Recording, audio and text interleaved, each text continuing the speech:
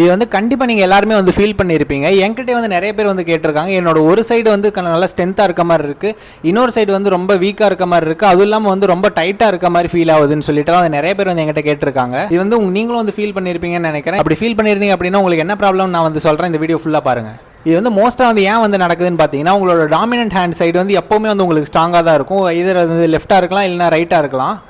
நீங்கள் பேக்ஸ் எல்லாம் வந்து கேரி பண்ணிட்டு போகிறது ஒன் சைடாக வந்து அதிகமாக வந்து கேரி பண்ணிட்டு போகிறீங்க அப்படின்னாலுமே வந்து உங்களுக்கு வந்து அந்த சைடில் நல்லா டைட்னஸ் இருக்கலாம். அண்ட் இதுக்கு முன்னாடி ப்ரீவியஸாக வந்து உங்களுக்கு ஏதாச்சும் இன்ஜுரி ஆயிருக்கு அப்படின்னா வந்து நீங்கள் வந்து ஆப்போசிட்டாக இருக்க ஹேண்டை தான் வந்து யூஸ் பண்ணியிருப்பீங்க. அதிகமாக ஆப்போசிட்டாக இருக்க லெக் தான் வந்து அதிகமாக யூஸ் பண்ணியிருப்பீங்க காம்பன்சேஷன் பண்ணுறதுக்காக.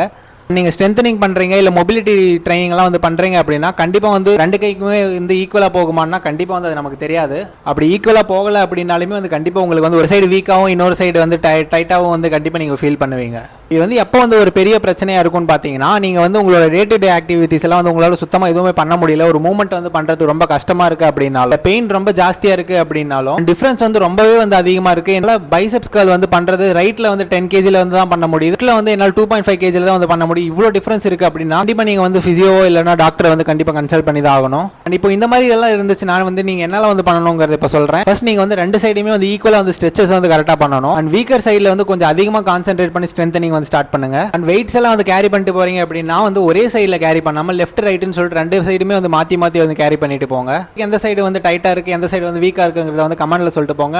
அண்ட் உங்கள் ஃப்ரெண்ட்ஸ் அண்ட் ஃபேமிலிஸ் யாருக்காச்சும் வந்து இந்த வீடியோ வந்து ஹெல்ப்ஃபுல்லாக இருக்கும்னா வந்து அவங்களுக்கு இது ஷேர் பண்ணி விட்டுட்டு லைக் மட்டும் பண்ணி விட்டுருங்க. தேங்க்யூ.